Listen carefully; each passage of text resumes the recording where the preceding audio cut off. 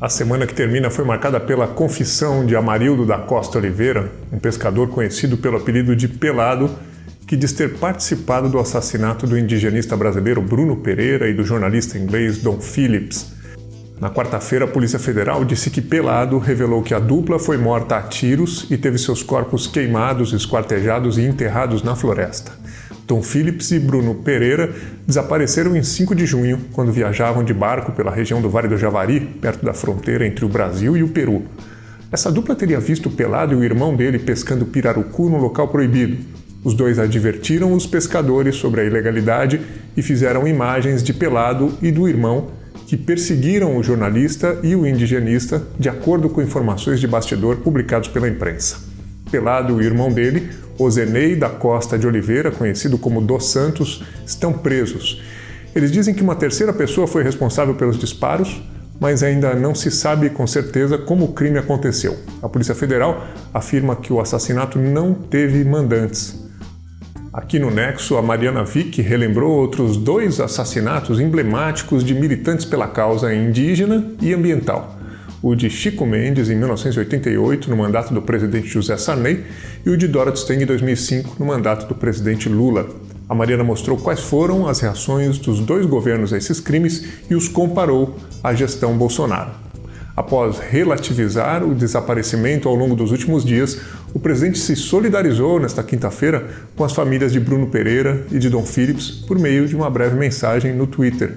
Ele voltou ao assunto em sua live semanal para criticar Lula, seu rival nas próximas eleições, por ter em seu programa de governo colocado metas de combate ao desmatamento. Em Washington, o Alto Comissariado das Nações Unidas para os Direitos Humanos pediu que Bolsonaro reforce o combate ao desmatamento e a proteção aos povos indígenas e de ativistas dessa área, que vêm sendo alvos de cada vez mais ameaças e perseguições nos últimos anos. Quando ainda era candidato a presidente em 2018, Bolsonaro prometeu que, se fosse eleito, daria uma foiçada na FUNAI, que é o órgão federal responsável pelas questões indígenas no país e do qual Bruno Pereira foi exonerado.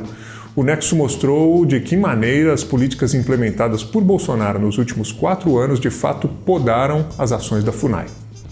Esta semana também repercutiu um relato da agência de notícias Bloomberg, segundo o qual Bolsonaro teria pedido ao presidente americano Joe Biden ajuda para derrotar Lula nas próximas eleições. Aqui no Nexo, a Isadora Rupp perguntou a um pesquisador da área de ciência política e a outro das relações internacionais quais as implicações legais e políticas desse diálogo entre os 2 presidentes. Ainda de olho nas eleições, Bolsonaro teve um projeto de seu interesse aprovado no Congresso. O texto impõe um teto para a cobrança de ICMS sobre os combustíveis. Esse é um primeiro passo para a implementação de um pacote que prevê a renúncia do governo a tributos federais e o ressarcimento a estados que zerarem a arrecadação com o ICMS. O governo também pediu à Petrobras que não aumentasse os preços dos combustíveis novamente, mas não foi atendido. Na sexta-feira, a estatal anunciou um reajuste nos preços da gasolina e do diesel. A pressão da crise dos combustíveis sobre os planos de reeleição de Bolsonaro foi tema do podcast Durma com Essa, apresentado pelo Antônio Mami e pela Aline Pellegrini. Eles explicaram as manobras do presidente para segurar os preços em ano eleitoral. Segundo o ministro da Economia, Paulo Guedes, o dinheiro para ressarcir os estados na questão do ICMS viria dos recursos arrecadados com a privatização da Eletrobras. As novas ações da maior empresa do setor elétrico brasileiro foram negociadas na Bolsa de Valores essa semana. O Marcelo Rubissec explicou como a privatização impacta os consumidores, o setor elétrico, o meio ambiente e as contas do governo.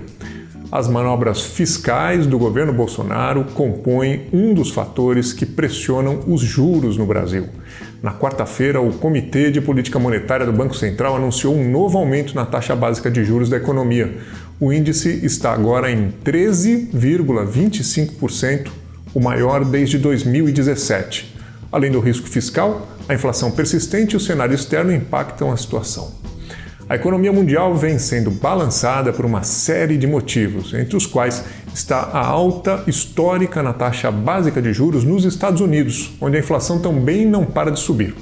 Desde 1994, os Estados Unidos não aplicavam um aumento tão acentuado quanto o 0,75 ponto percentual anunciado nesta quarta-feira. Esse é um dos fatores que estão colaborando para o risco de uma nova recessão em escala global, como nós mostramos aqui no Nexo, a partir de entrevistas feitas com economistas que estão atentos a esse cenário no Brasil e no mundo. Essas e outras notícias você lê no Nexo Jornal. Toda sexta-feira nós fazemos um resumo das principais notícias aqui no Extratos da Semana. Se você gostou, dê um like no vídeo, inscreva-se em nosso canal e assine o Nexo Jornal.